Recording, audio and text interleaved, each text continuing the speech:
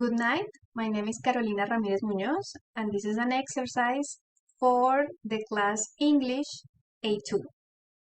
This is my horror story. Have you ever been home alone and felt like someone or something is watching you? Well, let me tell you my story. I'm sure you will find it strange and scary. It happened on a regular day of my life.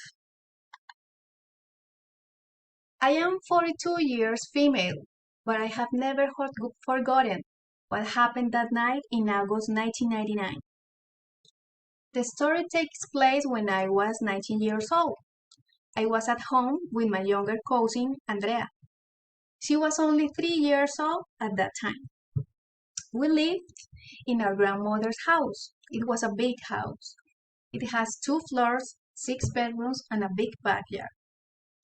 I remember we were alone that day, around 4 p.m.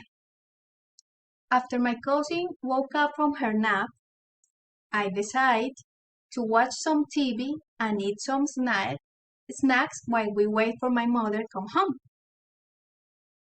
We were at the second floor in the TV room, and suddenly my cousin, who was almost a baby, started to see directly into a windows that let us see the first floor. She looked the window and looked at me at the same time, in a weird way, but she didn't say anything.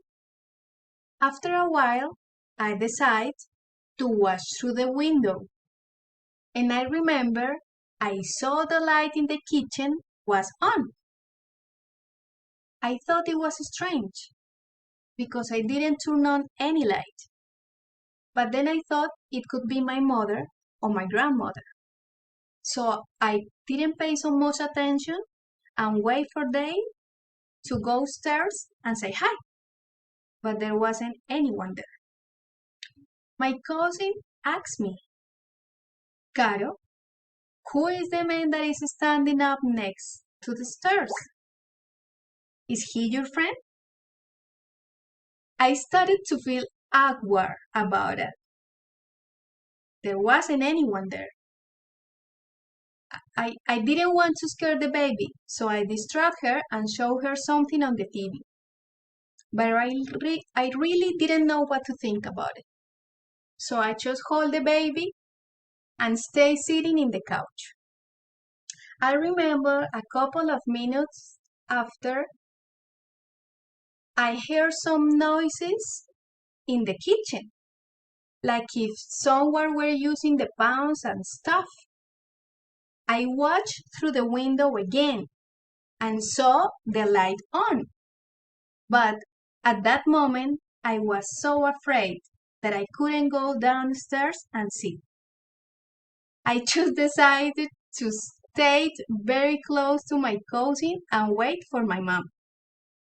Andrea asked me, is there someone in the first floor? I said, I don't know, maybe it's grandma. But the truth was that I didn't know what was going on. We stayed together very close till my mother get home. And the worst part was when my mother says, Caro, why you didn't turn on the light of the kitchen? The first floor is too dark.